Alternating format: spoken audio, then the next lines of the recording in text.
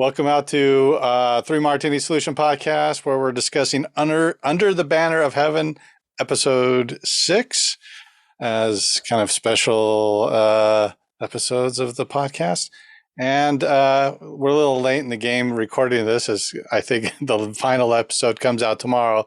But, you know, I don't think they're allowed to release it until we've discussed the last episode. So we're doing our due diligence here. So what did everybody think of episode 6? Whoever. I don't think we should start with me. Let's not start with me. A lot of weird, crazy stuff happened. A lot of weird. Yeah. Okay. Anything in particular stand out? Yeah. There's one. There's a hot tub scene that kind of catches you off guard. Yeah, there was a hot tub scene. It didn't see that one coming when I started watching the series, but yeah, little. I don't even know, what do you call those organizations? Offshoot organization of Mormonism. I don't know. Like a splinter group. Oh, that's what I'm looking for. Splinter group. Yeah. How about you, Casey? Yeah, just the radicalization and his, I guess, spiritual journey to really leave the farm. That was like, okay. That was like, whoa, this seems really fantastical. I'm like, I had no idea that Onias or this Bryant guy were even real. I think it was the Covenant of Christ Church or something.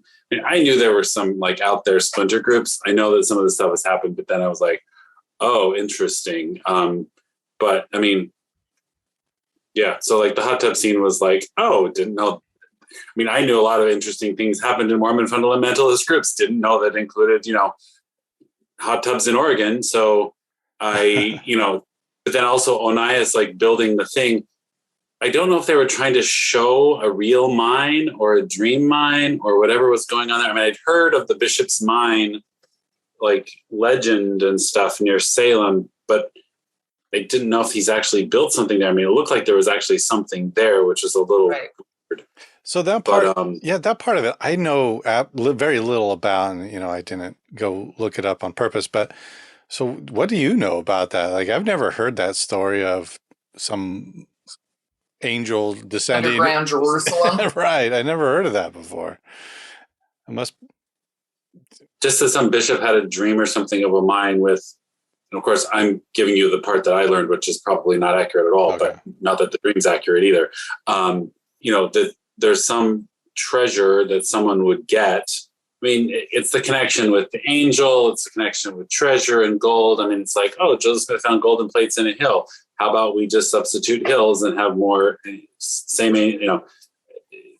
But what I thought was weird that Onias was saying is, oh, when the right person comes along, then the treasure will be revealed, and then we can build the city of Zion in Salem. But I mean, I'm like, okay. What's interesting? The other weird thing was the typing of the so-called revelation on the computer, and then the voting about whether or not it was the word of God sort of thing, which is kind of a strange bastardization of the common consent rule, in the church, right. Certain, in some Mormon discussion groups, you'll hear talks about which revelations or which edicts or which statements by prophets have been read aloud in general conference and then ratified as one thing or another. And there's discussions about what that means or doesn't mean. And I don't know that there's an official pronouncement about what things are done that way or not, or how those things work officially in some ways, if it means more or less than other times. I mean, other than giving Mormons things to argue about what's doctrine, what's not, and stuff like that, because that's definitely something people like to do. Mm-hmm. It was definitely a little interesting. And our buddy, Brother Bradley, was like, oh, I'm not a secretary. I love that. I mean,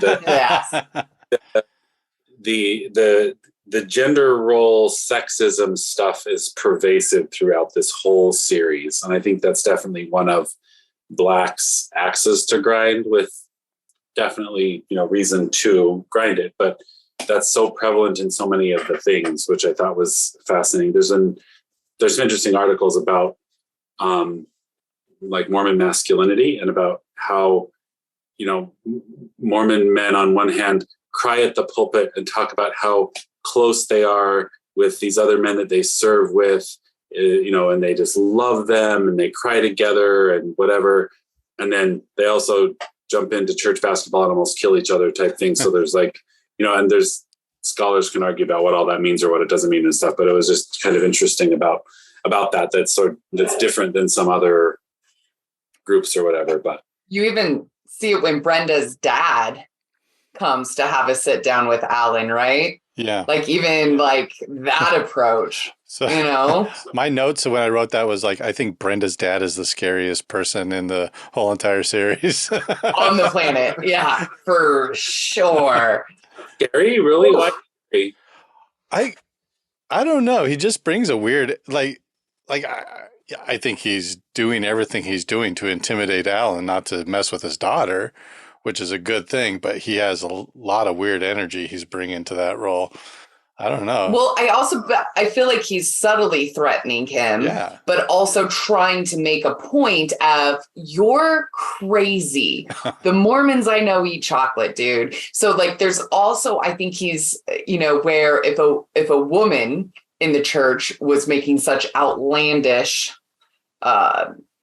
hard-headed, fundamental beliefs or statements, or doing that, the approach might have been much more harsh, where it seems like he still has some level of respect from Alan because he is a priesthood holder or the head of his house. And so he's being very much like, I'm super aware of what's going on, but the way that he turns on the music, that he presents the chocolate, I feel like is also this subtle, almost respect in that, like, I'm going to try to come to you in the least intrusive way. Mm-hmm.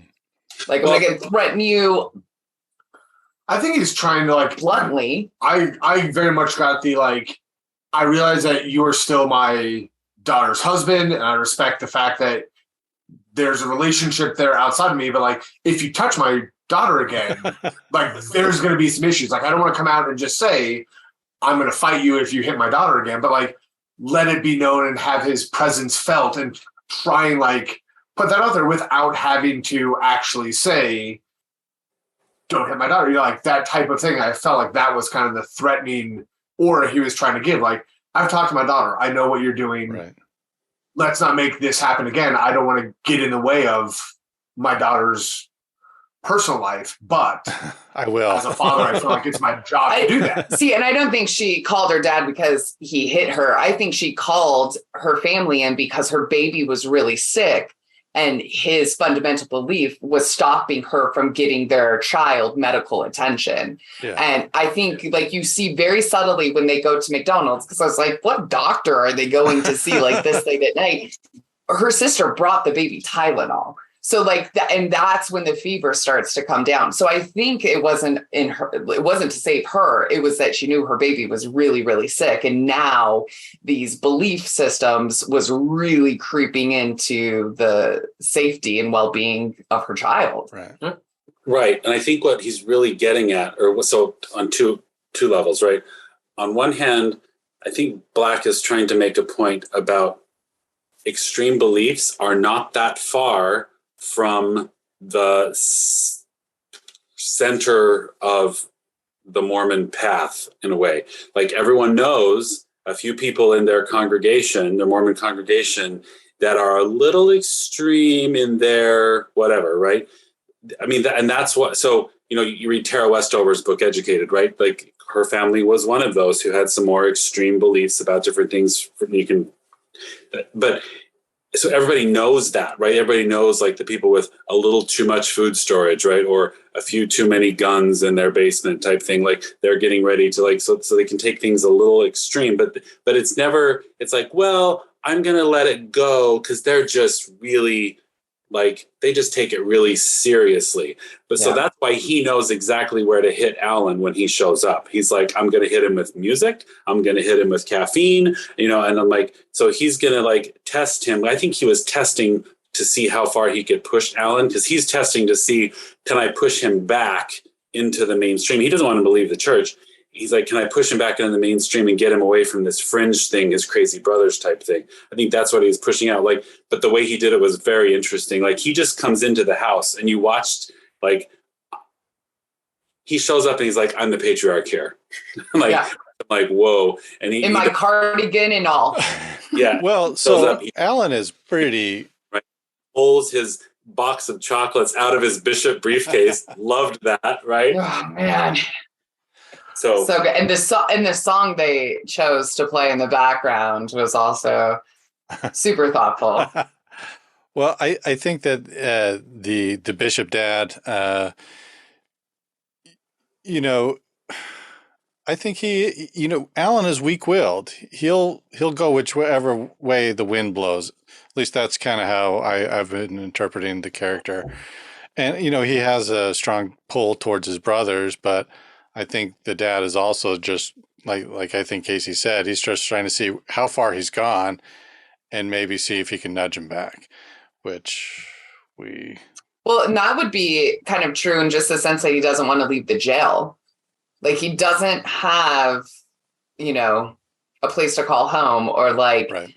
When push comes to shove and he didn't have his brothers to go to, he didn't have his wife to go home to, like, begged to be able to stay at the jail another night, right. Maybe because you also know what threats are right outside the door there, but that really supports that perception as well, that he just kind of is like looking for guidance. He's the sheep, not the chosen one. Which makes me, I think this is a weakness in the story, the way it's told, because the investigation didn't go down like this, really. But like, the stake president shows up for the crazy guys, and the implication is that to protect the name of the church, but no one shows up for Alan. And but he's been excommunicated, Casey. Alan hasn't at this point, has he? I think he because he got excommunicated when he got up and called them a fraud. He was like at that meeting of the 7 or the 2 where they... No, that's Ron. So Ron and Dan have both been excommunicated. I didn't know. He's talking about when Brenda went to the 70 and got the blessing, and he got up and was like, they didn't excommunicate him. That's a whole, I think, process. Okay, maybe they allude to the fact that he has 2 brothers that are excommunicated and that he's in like dangerous waters with. And then he gets and then he says they're free from this fraud. I assume that was kind of they're not showing the ceremony, but like if they're like, they're excommunicated, like good for them, they're out of this shithole. Like, the next step would be like, I could have sworn in the first episode, Alan makes some sort of mention that he's no longer in the church, and that's when Pyrie flips out after. Yeah, I think it meant he just left the church, wasn't going anymore. Yeah. Oh, okay. Because he was his brother, but he hadn't been excommunicated. Because his brothers had done. Well, whether he's excommunicated or he had his name removed from the church or something, I thought he had the way they put it, I thought he'd had a total separation. Like he was, okay, but I could have just been me. Must have been just. Yeah, I definitely thought he was trying to say, like, the church is to blame here in that first episode, but only because of the evil that had taken over his family in the name of the church kind of thing. I took it as he had left the church, and that's why Pyrie flipped out at him then. Yeah. I think, yes, that was the one. That's when Kyle kind of had a different thought about Pyrie's character, although I think we can all agree he's kind of a badass. I mean, taking the letters from her sister and like instantly recognizing that it would be a violation and reassuring her that he like will not be bullied essentially. And like the Lafferty name does not scare him. Like if I ever got up out of my seat to root for Detective Pyrie, it was certainly in that moment. That was a very interesting scene with the mom. I mean, bringing the mom in and all that kind of stuff. I was like, this is kind of weird that they would do it, but it kind of shows he's like a real human and he's like a person that that dad and that sister would trust, you know, to treat their situation with kid gloves or whatnot. Well, and I think you mentioned it a few episodes ago, like how interesting is it that this mother has such a storyline in this series?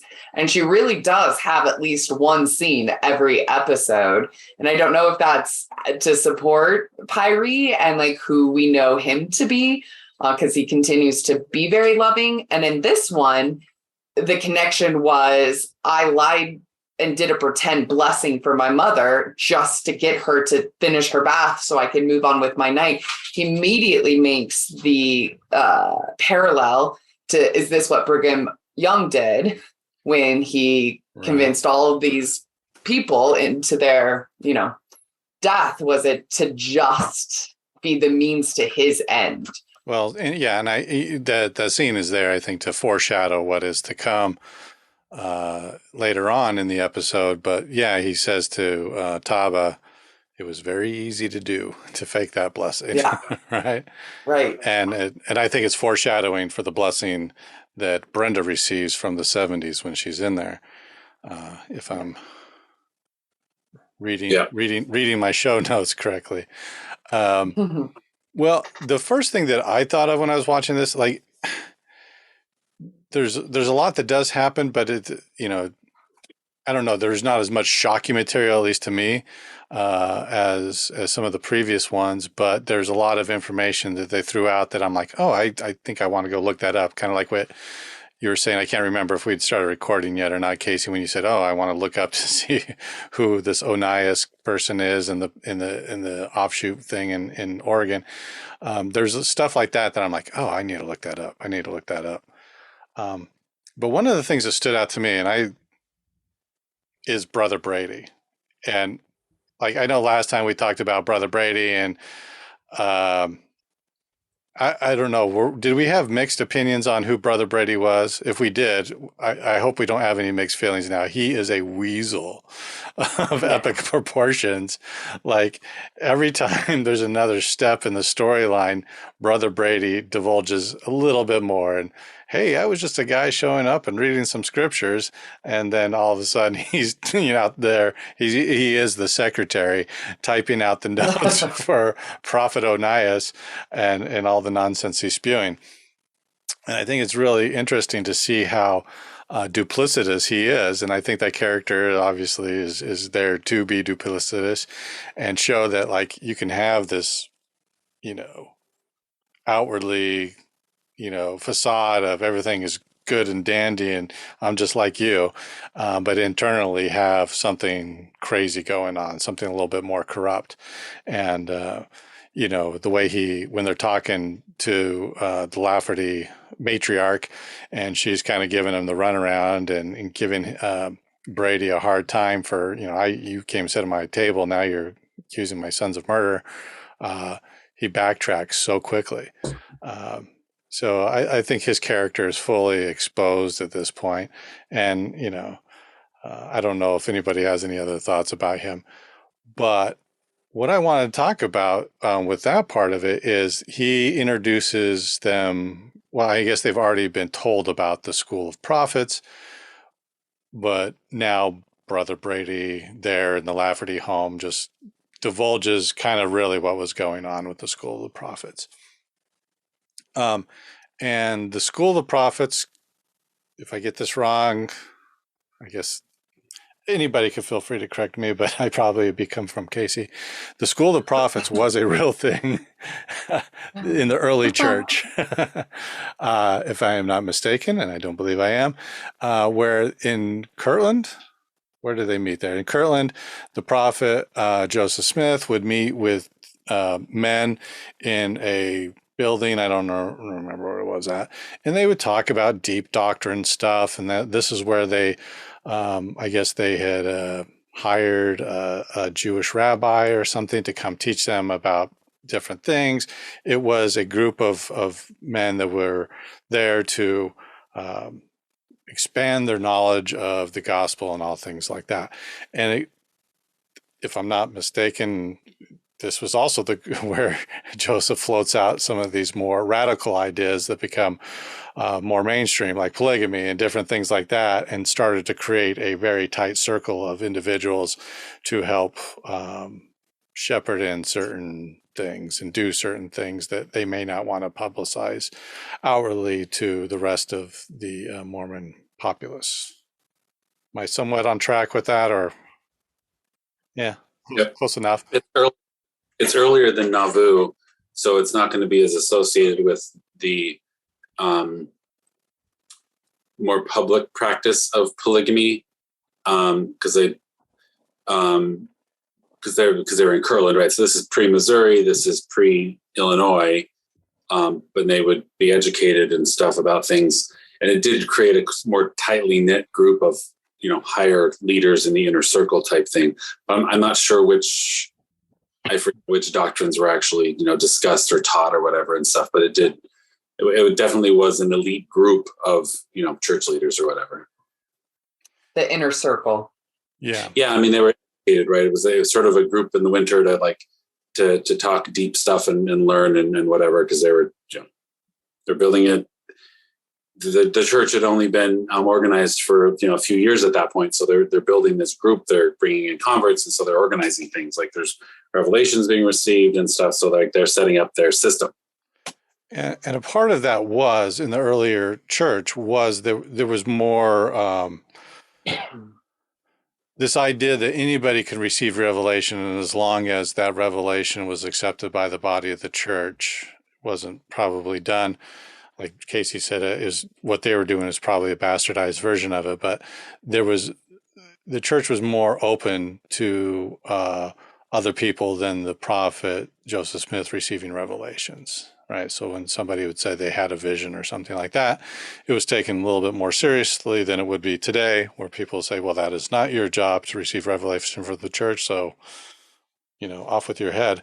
But back then, I think that they gave it a little bit more voice and considered it a little bit more.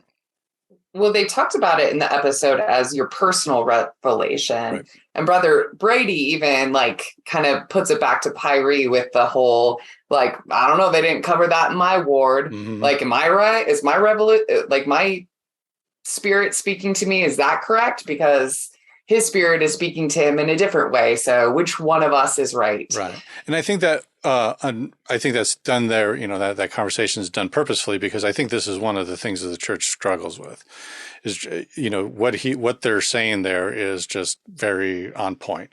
There's this idea that, when somebody has the burning in their bosom, they believe that they've had this revelation, and, we're supposed to give that some sort of credence. We're supposed to give it some sort of respect. But then the church is kind of silent on, okay, well, let's say the prophet stands up and says, I've received this revelation, but what if you pray about it and you come to a different conclusion? You get a different feeling. Then what? Right? And it's that then what question that I think this church struggles with in a lot of ways.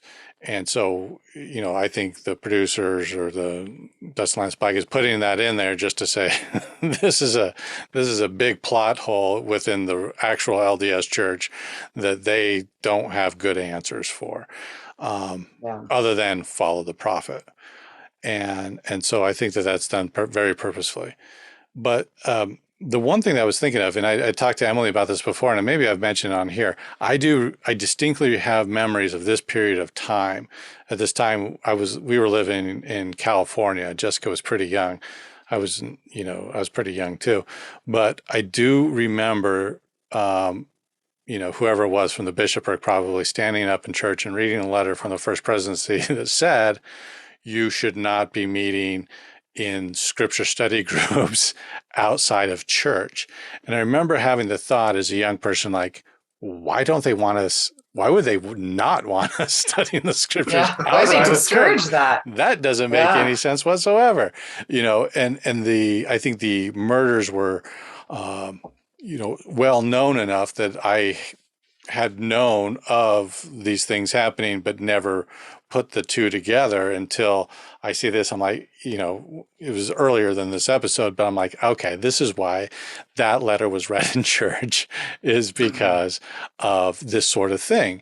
And I remember Jessica and I's mother saying to me about it, because I think I asked her, like, why would they do that? And she said something like, well, it's probably something happened in Utah. And she probably really knew more about it than I did. But it was, in fact, because this is what some crazy people in Utah are doing. And they're going off the deep end. They're going into the deep doctrine. They're coming up with their own answers. And the only thing worse than not having an answer is somebody coming up with their own answer if you want to control the narrative. And I can't remember. There's something I've been looking at recently, but then I think it was the very next year, so this happens in 1984. The trials are 1985.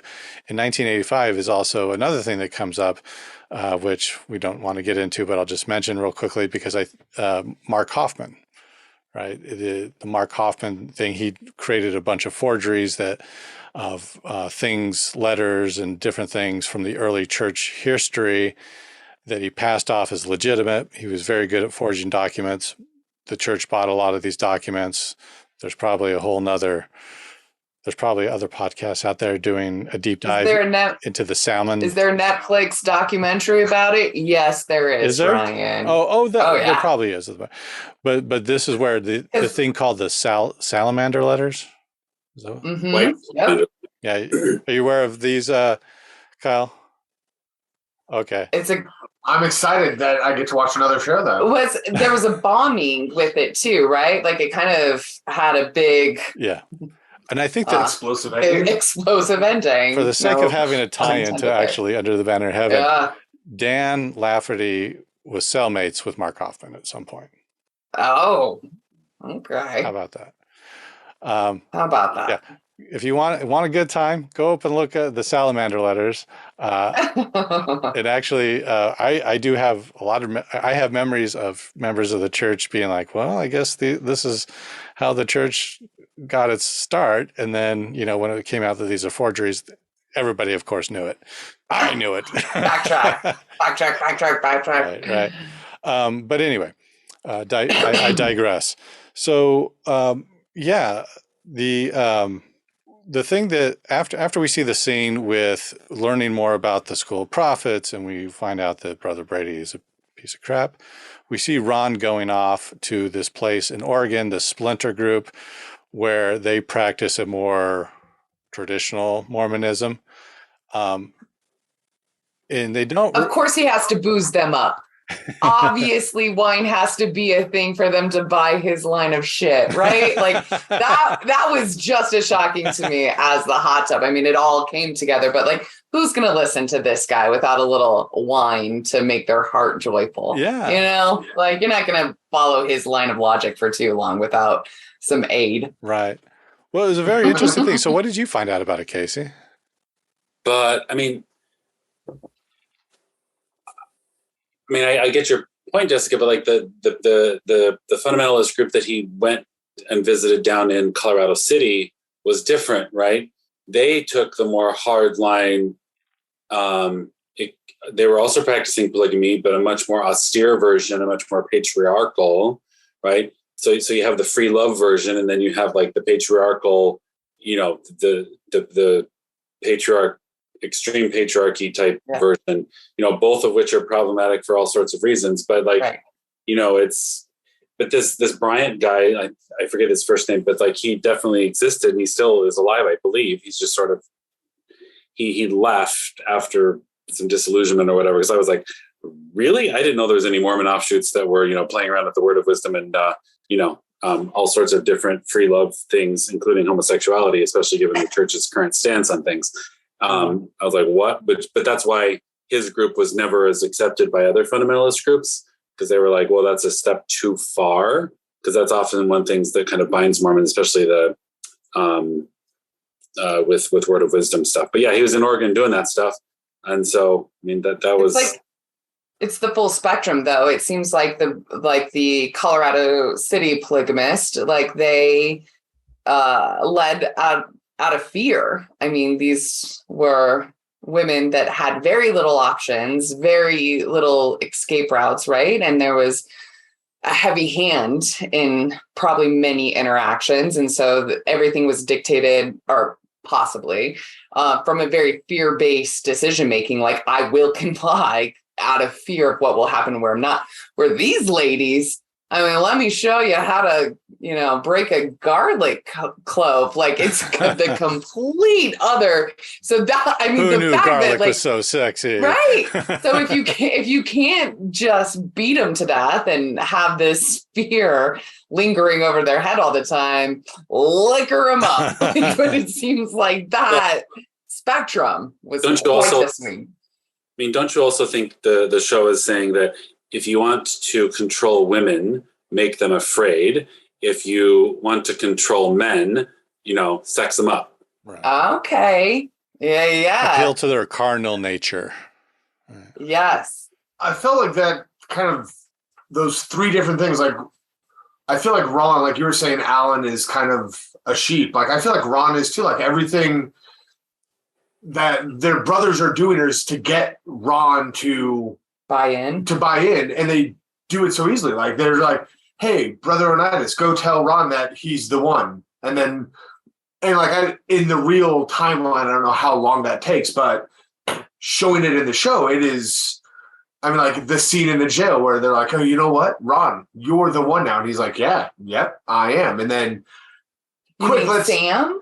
Nope, Ron, the older brother. Okay. When he visited Dan in jail, they're like, and he gave the hard squeeze, and then like when he wrote when Ron wrote his revelation. There we go. Mm-hmm. And they're like, hey, let's quick take a vote to see if this is true. And everyone like raises their hand. He's like, yep, you're the one. And Ron's like, yes, I am. Like now I'm into it. So I'm interested in where all of you land on this. Like,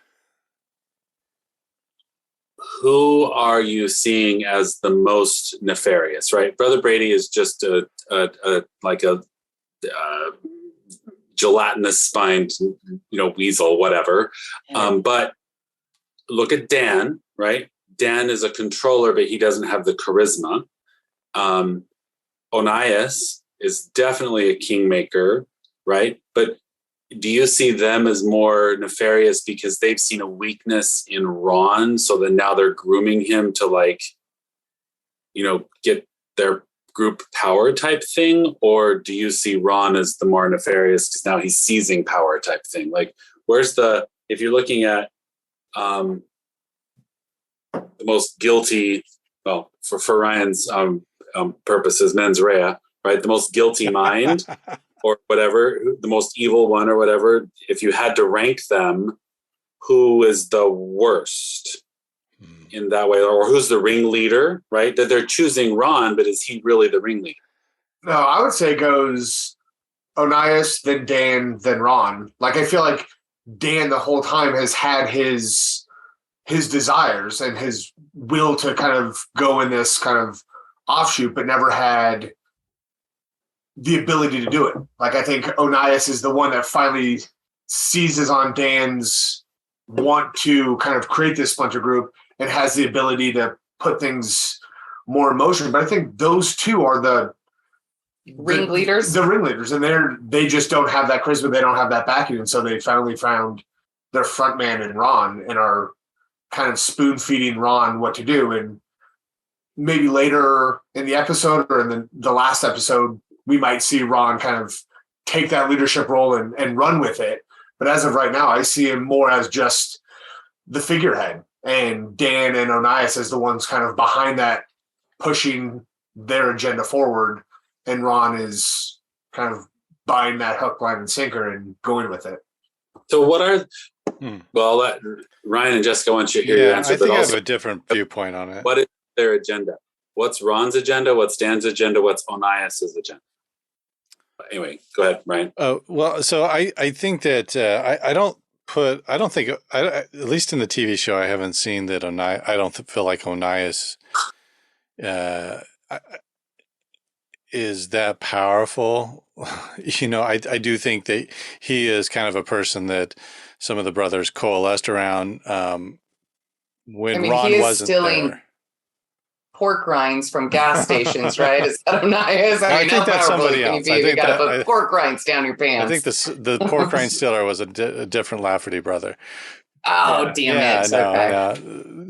Onias just buys gasoline by the barrel, as we all do. As we all do. Right. So I think Onias just happens to be somebody they coalesce around. I think that the Lafferty brothers are not going to play second fiddle to anybody. They want a Lafferty in to be the head role. My thought is you take Dan by himself or Ron by himself, and you don't have these murders. You put them together, and they are, then you have murder. And so I think it takes both of them with their unique abilities to do it. I agree. Like, I think that Ron has the charisma probably that it takes to talk to people in a normal way. I think Dan his personality puts people off immediately. They think this is a nut job, you know, who's going to listen to him? But Ron has a way about him. I think it probably draws people in. I think Onias probably sees that too. He knows probably through experience that people think he's a nut job. So he sees Ron come along and says, this is a guy that is willing to go along with this stuff. He can make it happen. But I think, you know, Dan has his opinions, and he will look for support for those opinions for wherever he can find it. Maybe it's with Onias, maybe it's in a scripture, maybe it's somewhere else. But he'll find something to point to support his own position, feed it to Ron. Ron will actually make it happen. And so that's why what I'm seeing is it alone. I don't think that there's anything, but I don't know if I would put Ron above Dan or not. I think Dan's main motivation, since you brought up motivation, is probably the ego hit that happened when he lost his family. Like, I think he saw himself as, I am a father, I am a husband, I am this big, powerful, guy, business owner, and it all goes away. Like through his own actions and for good reason, it all goes away. And so I do think that is his motivation. I think Dan is more self-serving and is looking to, live in the lap of luxury and be the most important guy in the room, even if he's not the leader. I don't think being the leader is a big deal to him as long as he gets to have a bunch of power. I think that if neither of those two were ever born, then, so I know this is a stretch. Listen, I'm all about the power. Like, I really do love how they've shown the strength of the women in this church, right? From Emma all the way to Brenda. Like, you're really seeing, some pretty strong women in this show. But this last episode, when they were talking to that mom,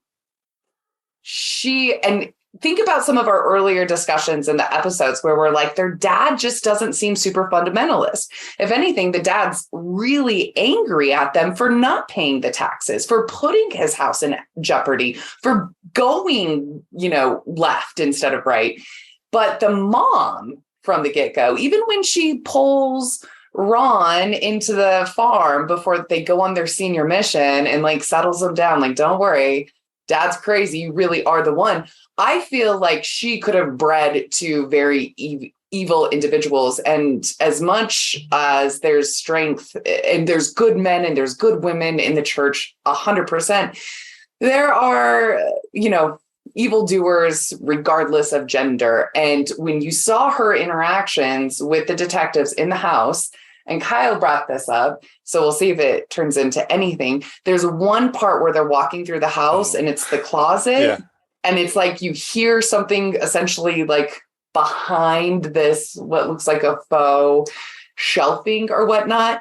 And you can tell that she probably has a heavier hand, not just in concealing and hiding them from evil lawmakers or policemen, but that she might be a little bit more threaded in some of those deeper beliefs that they have and more of those fundamentalist mindset.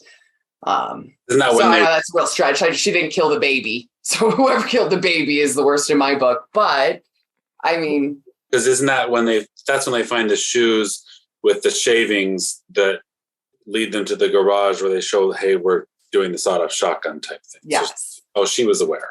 Yes. Right. And seems to very much support it and give it her blessing. I mean, at one point, the I forget if it's Pyrie or Taba, it's like, you have the blood of your granddaughter on you. Like you have a responsibility here. You are not innocent. You need to let us know where they're at. Right. No, that's a good point. That's a good point. I do think that the mom is probably, they're at least insinuating that she's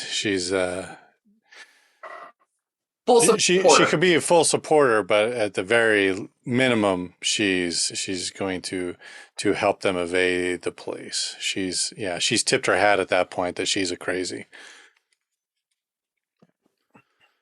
So, yes. One of the things that I thought, that they've done, and Kyle mentioned this, Ron's character, he's hard to follow. He seems to be up and down. There's no consistency in his approach. It's hard to guess what he's going to think about any sort of situation. He goes in, he's all in to the peace, love, and happiness of the Oregon compound, comes back and then becomes super aggressive in the basement of the family home. When he runs into Onias, he's like, get out of here. You're a fraud, whatever.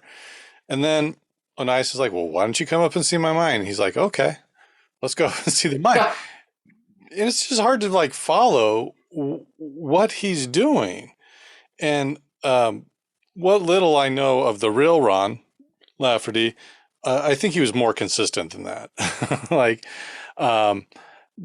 From what little I've done the research on, because I want to get into the book at some point, probably well after this is over, we'll revisit. But he always seemed to have a very strong conservative streak in him. He wasn't, I think this show is showing him from this, I'm just my own business guy, I'm going to do my own thing.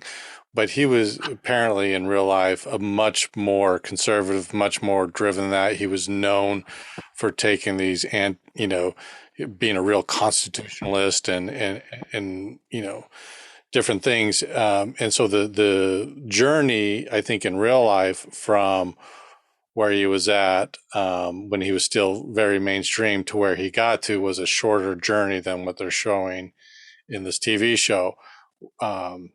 I don't know if that's a fair statement or if people disagree with it, but what I think is hard, I'll defend this point, is they're not very consistent in showing his personality when it comes to how he's interacting with all these people around him. He seems to be up one minute, then down the next, and he's all over the place. Fair? I agree. Yeah. But are they trying to show an inner conflict he's having and that he's trying to figure it out? Or are they just trying to, at this point, that he's the one responsible for Brenda and the baby's death, right? Is that a fair statement? Or are we still unsure who? Within the framework of the TV show, I think it's pretty obvious they're the only suspects, him and Dan. Right. And maybe the two drifters. Yeah. So I agree. I don't know if they're trying to play that off as this internal conflict he has with what you're saying.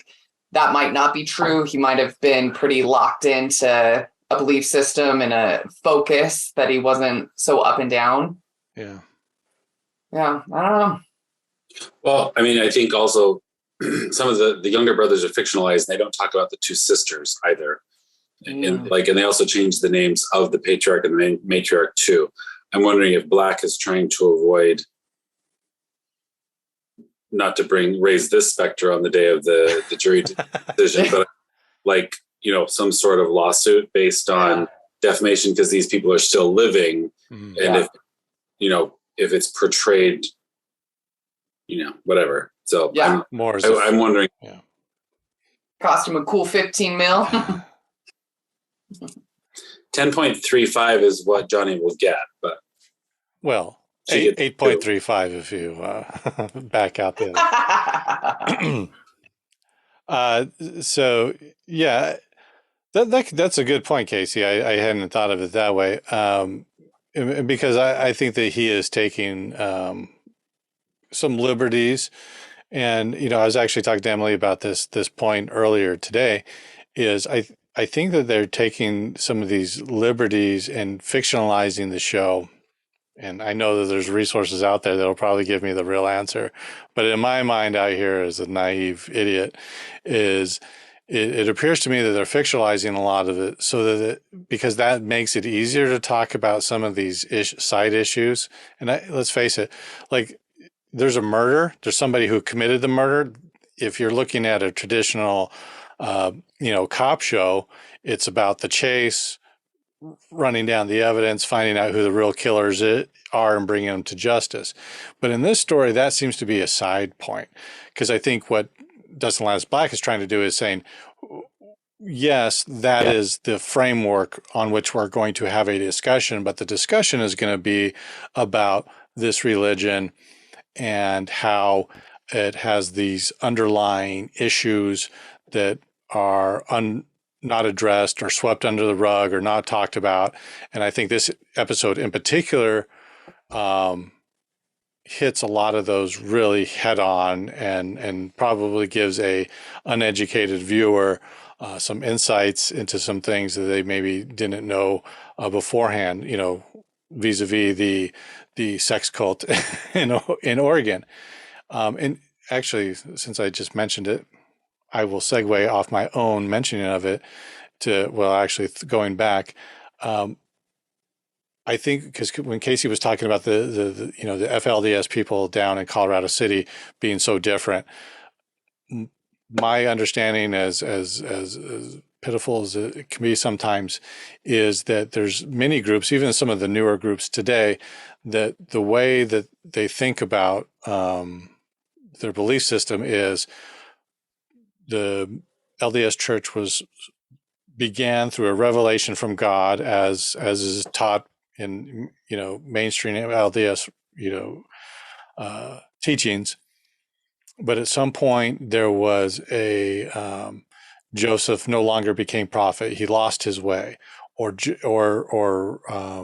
Brigham Young lost his way, or another prophet lost his way. And so there's a demarcation point, like we're going to believe everything all up to here, but anything after that, then we have our own thing. And so it, in a way, like the homosexuality part of what they were showing within that Oregon thing is probably pretty unique, because I don't ever remember that being part of any teachings of anybody or early Mormonism. But definitely the use of wine should not be uncommon. Like, and their interpretation of the word of wisdom, I think was in the early church was the more common belief than what we see today. So when I saw that, I think, okay, they cut off Mormonism at 1837 or something like that, and says, okay, we'll believe everything after that. So it doesn't surprise me that they do it in that way. Yeah, seems like it's fairly convenient.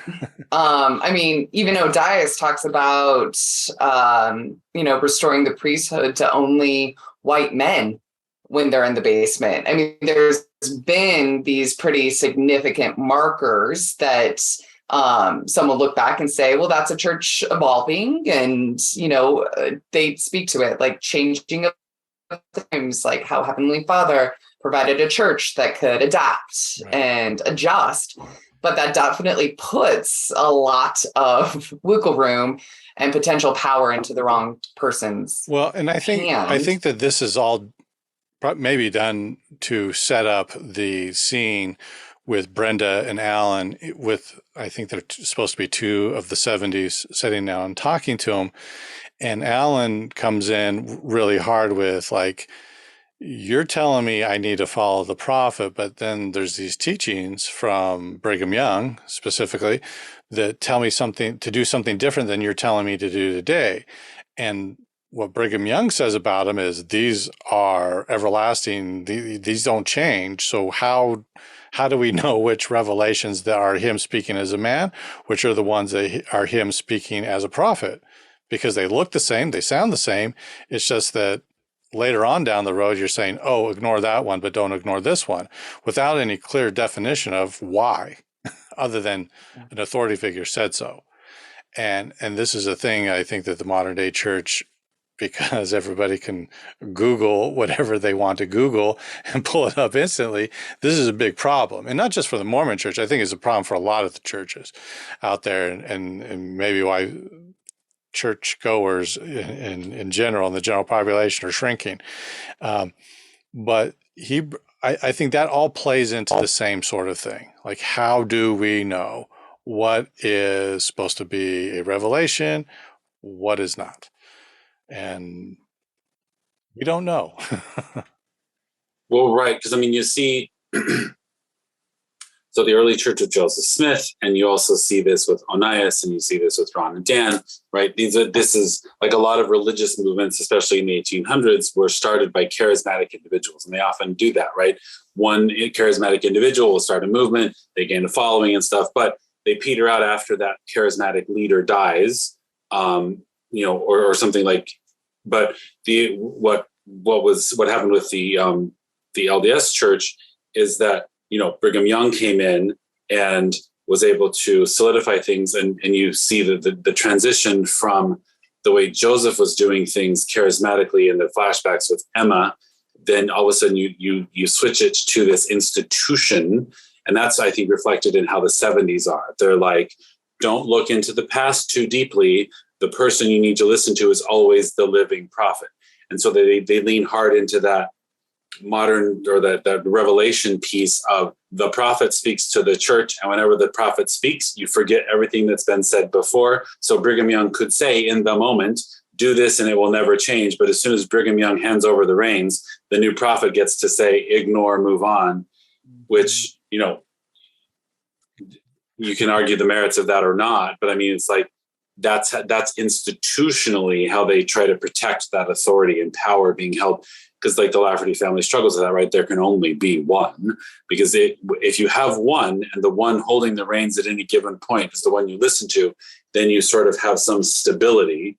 But if you have to decide and discuss and determine and evaluate and whatever, then it becomes unstable, right? And one of the ways the church has sort of made it stable for the handing off of power after a prophet dies, right? They're like, well, they just follow seniority. Like they say we don't have to, right? But they always do. So like there was some problems in the early church about how succession was going to be handled, but now it's very set. So we know who the next, leader of the church will be, because it's for the past however many years, 100 years or whatever, it's always been the most senior apostle still living at the time the last prophet dies, right? And it just automatically, they don't officially become the president of the church until all of the 12 meet and, pray for confirmation that that's what it's supposed to be, but that's what it's always been. So it's kind of interesting. They have a little wiggle room that we don't have to do that, but that's what they always do for 100 years. Can we get a quick breakdown of all of the groups of numbers we've been talking about? So like this 70, you're saying the 12, like, yeah. Okay. So is that like, that's the government of the church, but like, who makes up the 70? Is it, are they only in Utah? Are they stake presidents? Are they I think they're paid positions. I know that. Yeah. Come on. They're stipend positions. So there is the president / prophet of the church, 2 counselors underneath that. Then you have the quorum of the 12 apostles, which there's 12 of them. So are the president and the 2 people below him, are they in the 12 or no? They are all of them are called, I might mess this up, tell me if I'm wrong. They're all called as prophets, seers, and revelators, but there's only one prophet. That is the president of the church. So technically there are 15 people called to this office, but there's a separation between the president of the church and his 2 counselors and the quorum of the 12. So you would refer to the presidency of the church and the quorum of the 12. Below the quorum of the 12 are the 70s. And I don't know how they came up with that name. Maybe Casey can tell you. They're old? No. In the New Testament. Plus. I don't know. I anytime you say New Testament, I'm just going to say that's the answer. So New Testament's your answer, Kyle. I hope that helps. If it doesn't help, then you've sinned. I'll reread the New Testament. Please reread it and then come back to me when you have the knowledge that I have.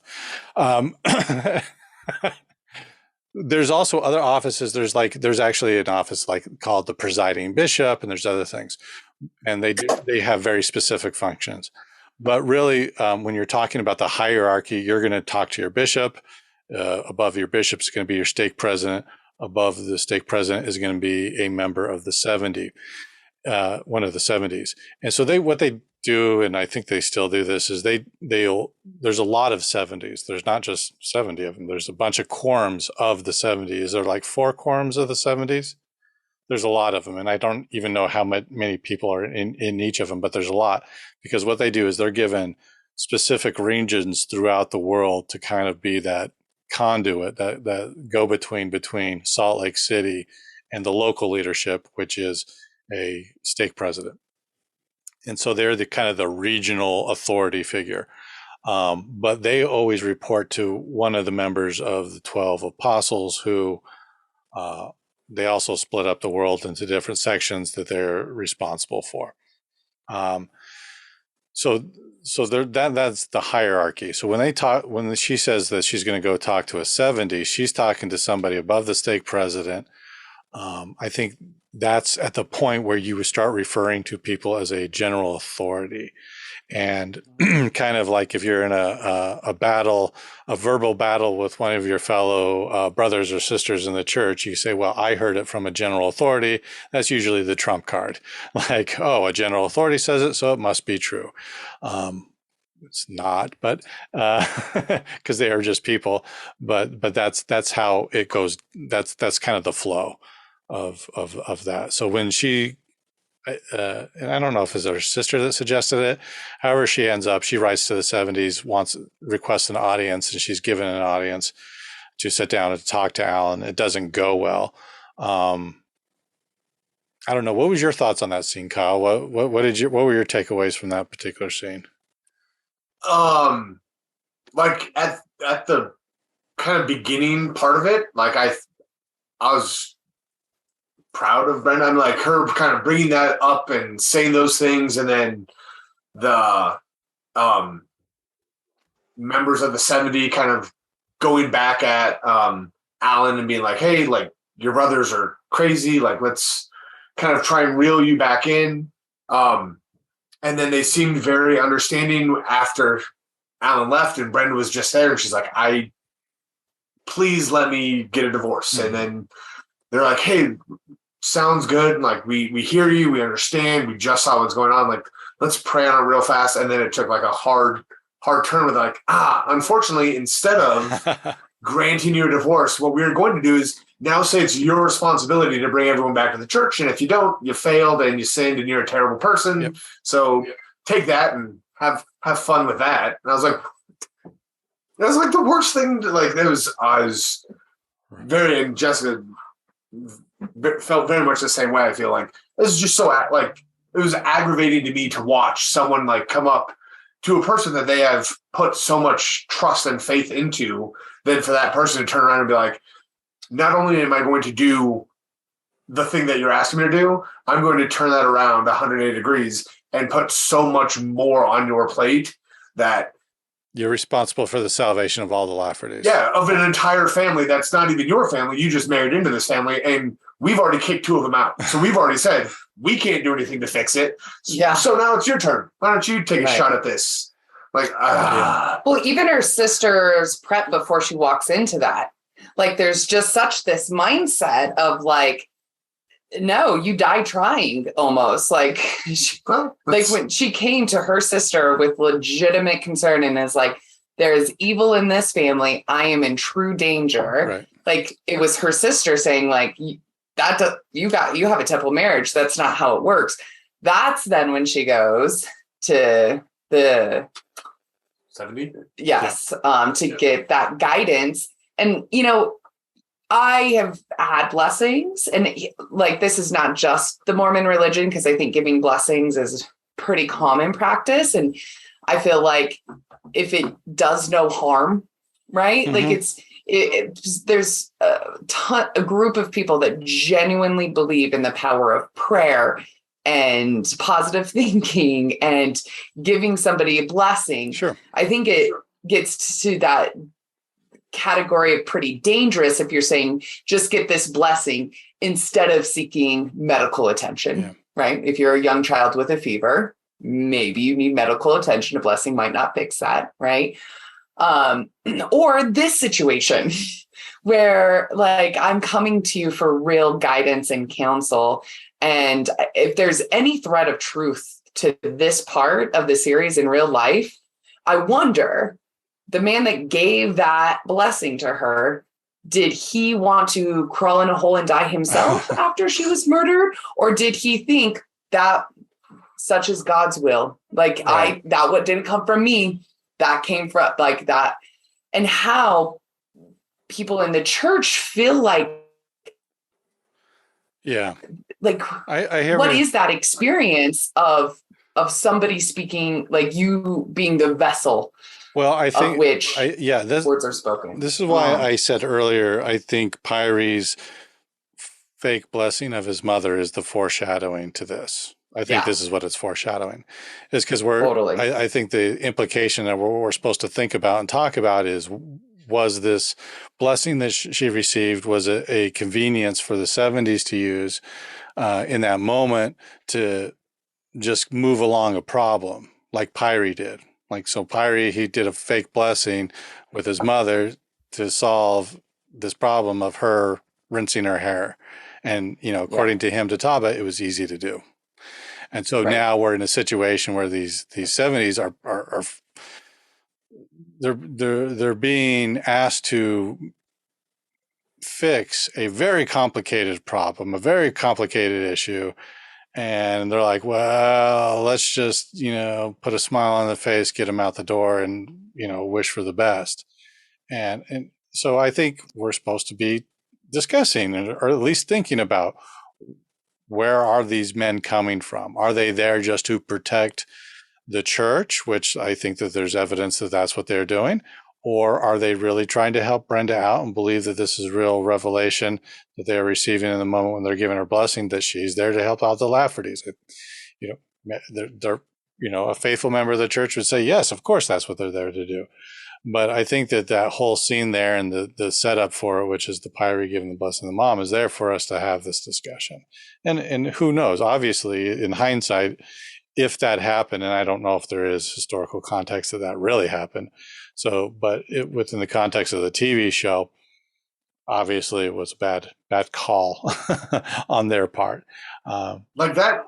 Well, I think he's actually more than that, because I think I think Black is making a direct hit against the explanation that's often given about Revelation. First of all, he's connecting what the 70 does with what Pyrie does with what Ron does, right? Yeah. He's saying, it's easy to fake Revelation, which is also a direct hit against the explanation that many give when they're talking about Joseph Smith translating the Book of Mormon, that, he was so uneducated, he couldn't fake it because it's so difficult to do blah, blah, blah, blah, blah, blah.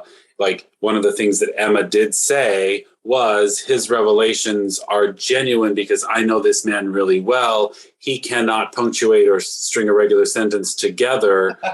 So when he does do this, it's different. So, people often use that as an explanation of when at least Joseph Smith was speaking with the voice of God type thing. But I think Black is sort of hitting against that or pushing against that, saying, look, all sorts of people can fake this kind of religious stuff if they really want to. They just have to, use a handmaiden or whatever to, that's what Ron is typing in the computer or whatever. And, Pyrie just uses a lot of the language that he's been using before in other blessings just to, suit his own purposes. So I saw it a little bit stronger of a hit than that. Okay. I was thinking is like they book ended, like they had Pyrie's fake blessing first, then they had the 70s, and then it was after that is when you see Ron typing his revelation about what Donna shouldn't do.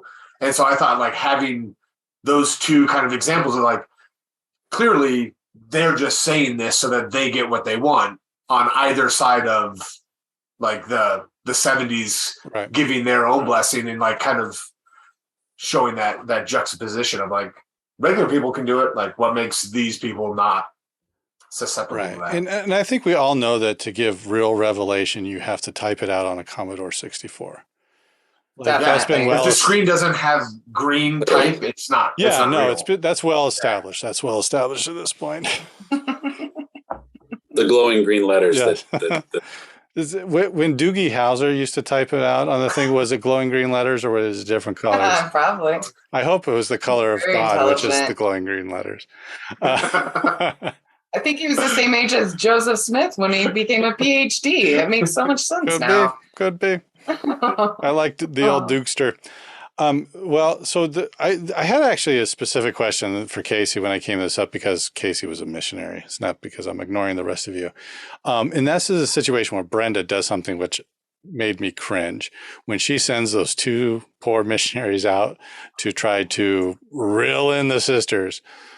Let me tell you, it didn't happen a lot, but I would say at least 3 or 4 times I remember sitting down with a member of the church who says, I have somebody for you to go talk to, and then give me very specific instructions on how that should take place, which always threw up a huge red flag for me and made me think I am in danger of my safety. And the first time it happened, it was a call out of the blue. Some guy who's like, I'm a member of the church, blah, blah, blah, blah. I have this person for you to come talk to. Can I come by and pick you up? Because, they're available and they want to talk to you. And I said, sure. And so, guy pulls up, we knew he was a member of the church because we had his name in our records. We hop in the car with him. He drives us out into the middle of nowhere. Like after a while, I'm like, where is this place? What is it? Sends us up to this house that's kind of at the top of a hill, kind of like on a farm, but like there's a dirt road there. And he's just like, I need to stop here. If they see me coming with you, they'll never talk to you. But if you go up there, they'll talk to you. And I'm like, oh my gosh, this is it. This is how it all ends. We're all done here. And so we walk up there and we got maybe halfway. And then this lady comes down and she's like, did so-and-so send you? And I'm like, yeah. She's like, he's crazy. And I'm like, I was picking up that vibe. She's like, yeah. She's like, you could tell him you talked to me, but just so for future reference. I'm like, yeah, we'll see what we can do to avoid this. But I was going to ask Casey, have you ever been put in situations like that where you're like, oh, this is not good? No, I mean, definitely had, members of the church say, hey, you need to visit this person, or I need you to do this. And they sort of thought that if we just magically send the missionaries, it'll go differently than it has like 25 the previous. So yes, that I never had something where from that instance, I was like, oh, this is more dangerous. Like I was in situations I've realized since were more dangerous, but that was just because of the place I was. I mean, I had a woman tell me, I knocked on a door to deliver a videotape, good old VHS, that'll date me, that they had ordered off of television or whatever back when the church was doing ads to do that. And you stop and you do that and you're like, hi, this is who I am. And I have this video. We want to come in and watch it with you or whatever, deliver it. And the mother or the grandmother had ordered it. But then when we walked in, the daughter was like, listen, I don't know who you are. If you say who you are, fine. But if you try anything, I have a gun. I will shoot you and kill you. And I was like, oh, Well, and me in my very innocent, earnest Mormon missionary thing, I was like, oh, well, that's just fine because we are totally who we say we are, and there's not a problem, and everything's going to be okay. We'll come right in, right? And I'm like, just, I'm 20, zero fear because I'm wearing a badge, right? And you go in, did have a decent conversation and stuff too, but like, I didn't think like anything of it. I'm like, oh, this is what you do as a missionary. Like, that was very, very much my earnest way of, handling all of those things. So I never really felt too nervous about those situations because that's what I was supposed to do. So, yeah. I once interrupted a drug deal. And my companion didn't pick up on the fact that we just interrupted a drug deal. Started teaching the first lesson. So. What's going on? That was in my very first place that I was at, and I was like, "Why are all those little kids on bikes going up to the windows of that car?" And like, what's going on? It's like, why are they doing that? That's in Anyway, yeah, that's Utah farm boy shows up in different neighborhood where different things are going on and is completely oblivious to what's going on. That was the most disturbing part of the whole episode for me. Is all like, she's railroading those poor missionaries. They have no idea what they're in for. Sending them with store butter. I feel like that's happened to us a couple times because there's been probably like 4 or 5 times where people have come up to the door asking for Jessica. Like, is Sister Jessica there? I was like, like, I'm gonna slow you down right there, good sir. Well, she's not. Let me invite you right in. She has a lot to say to you. Yeah. One time they came at Kyle's Super Bowl Kager party, so I welcomed them right in, beer in hand and everything. I was like, yeah, come. Go. I forget who was playing, but they even had a little flyer for their get together. And I was like, I think we have 2 different ideas of what a get together is. But they were mortified, but also kind of laughing, sent them on their way. But there's some that come, especially when the boys were really young, that would knock on the door, ring the doorbell after 8:00. And we're like, oh, not only do we have zero interest in talking to you, but you just woke up a baby. And we're in Colorado. It is pitch dark at 8:00 at night. Like, so definitely. And they followed me from address to address. So I'm not freely giving them this information either. I wonder if there's like an inside source. I think that's the one thread I see in each episode too, is how much information is shared. Like when Brenda went down to speak and get her blessing, they were well aware of the excommunication of these. Like, not a lot is lost on them. So like these channels of communication that happened and how much knowledge is really known in this very, covert manner is. It's all gossip. Crazy. It's gossip. Yeah. It's no. Ear to ear. And for the 70s would have known about the excommunication because the excommunication, you send the records to Salt Lake, like official stuff, that's all sent. Your address is probably because your last known address, if you have not been excommunicated, if you have not asked for your name to be removed, then it'll be connected to the last place you did. Or family members can also update your address, or they can call your family members and their family members can be like, oh yeah, I have her address. Here you go. Yep. Yeah. Ryan, please stop that. I'm assuming it's you. No. Please stop. Every 2 weeks, I'm going to send the missionaries to your place until you guys Kyle converts. That's my promise to you. She's turning her own butter again. I see her coming around. Loopy. She's been turning her own butter for a while now.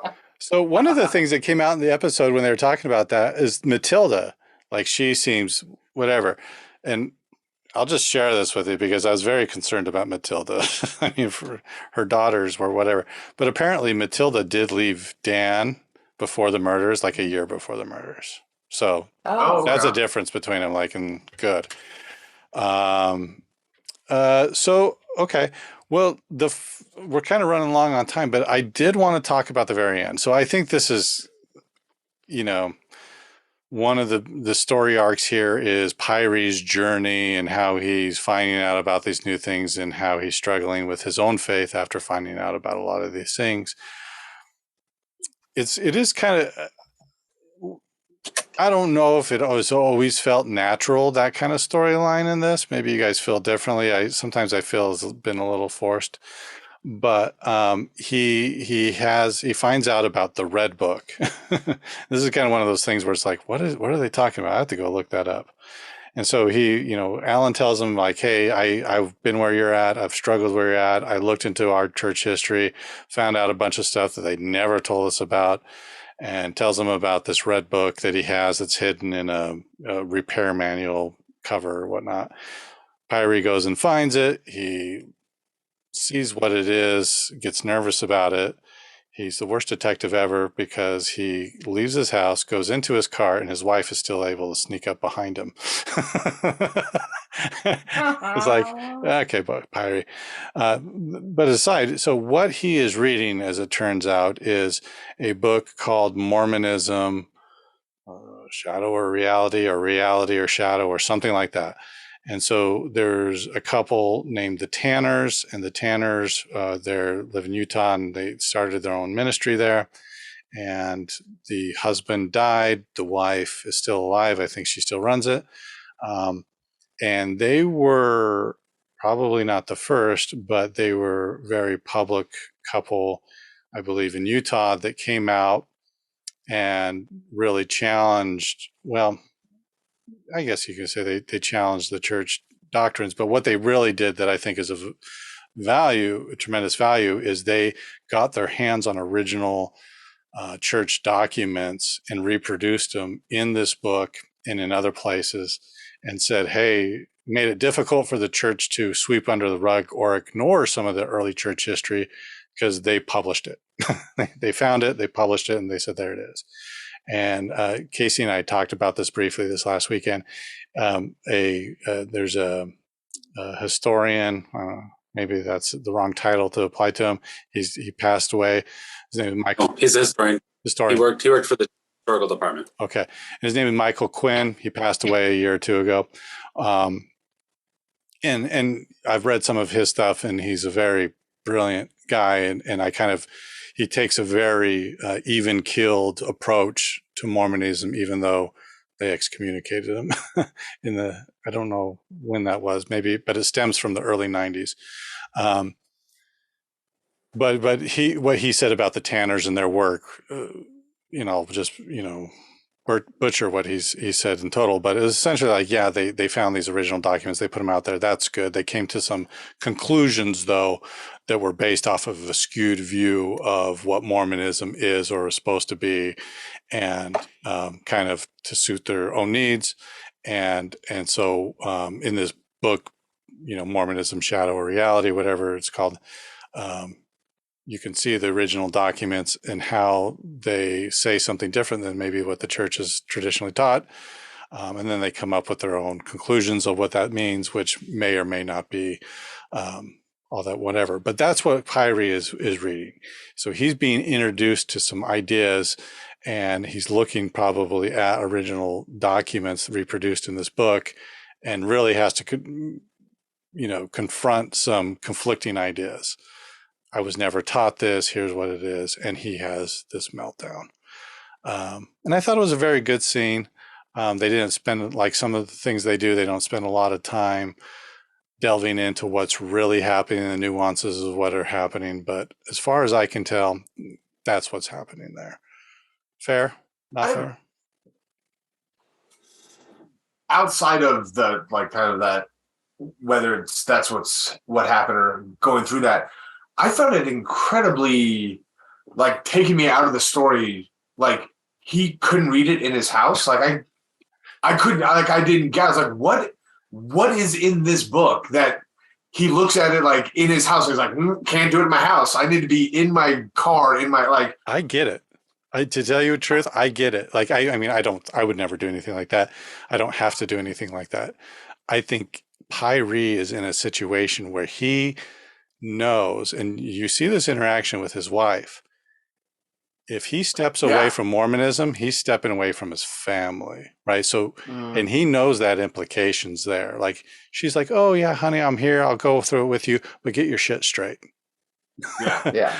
Better give that go blessing stand to our up there, daughter. bear your testimony to our family, and get your head up, put back on straight. Yeah, but she says, I cannot go on this journey with you. Right. Mm. Right. And so Heavy.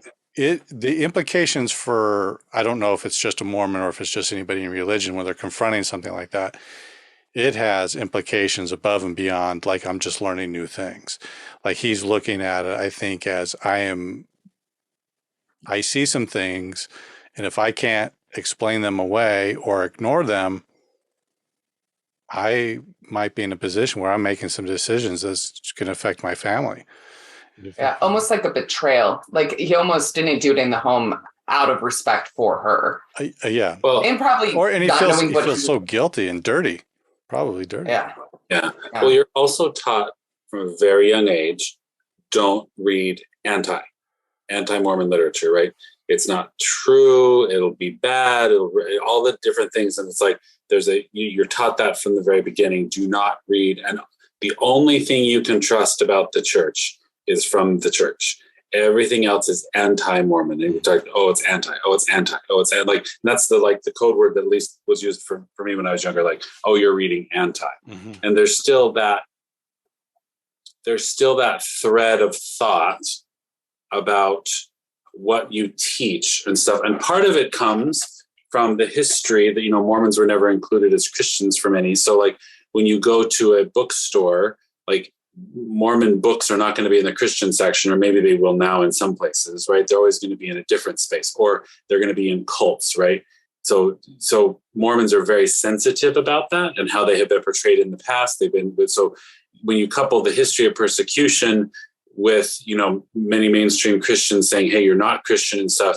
So it's a recipe for don't trust any outside sources, right? Which is exactly what's happening with the fundamentalists, right? They're like, don't trust anybody on the outside, only trust our leaders. Yeah, it might be bad here, but it's worse out there because they'll abandon you, right? Because that's what happens to Alan, right? There's nowhere he can go. Once his community has abandoned him, there is nowhere he can go. He would rather stay in jail than because the only other option is to go out on the street because no one will take him in. Right.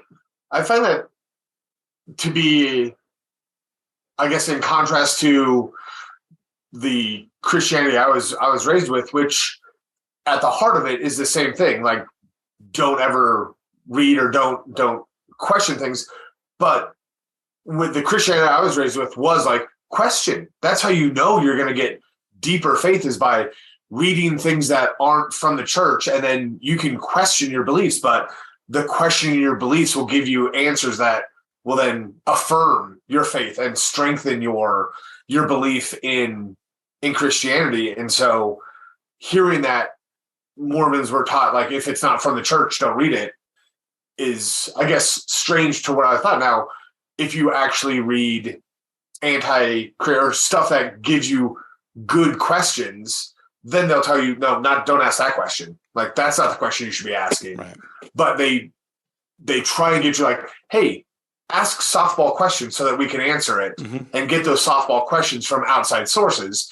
So the end result is pretty much the same thing, but they try and frame it in no, we want you to have an open mind and go listen to new ideas and ask those questions so that your faith can be affirmed. But right. And so, but it's all couched in that we're going to give you the right books to read. We're going to give you the right things to do.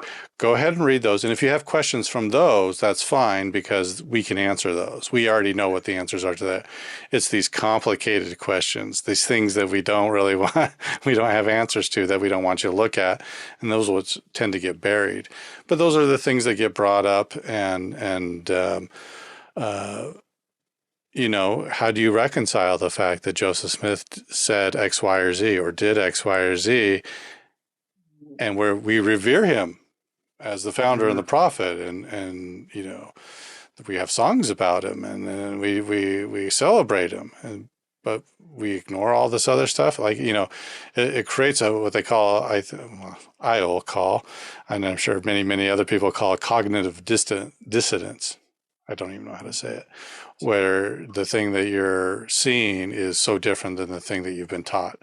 And it's hard to reconcile these different points of view. And when you turn, what I think is particularly dangerous is when you turn to what you've traditionally held as the authority figure, which is the church, and they kind of shrug their shoulders, at you and say, well, just follow what the prophet says and put the rest of it on a bookshelf, that only works for so long.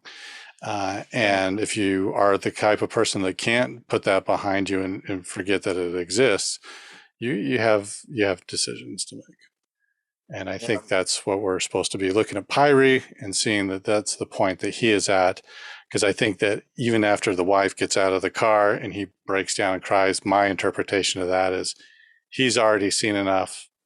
He already knows enough. He knows what the writing is on the wall at this point. Yeah. He's just kind of, he's spinning. He's just spinning, trying to figure it all out because his life's about ready to change. Yeah. Yeah. In a super major way, for sure. Yeah. Okay. Well, we've gone probably longer than we've gone on the other one episode. I was like, at first I'm like, what are we going to talk about this episode? But there we are.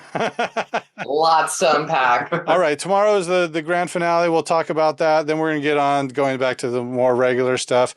This, like Casey mentioned, Johnny Depp verdict came out today. There's a lot to unpack there at a future day and time.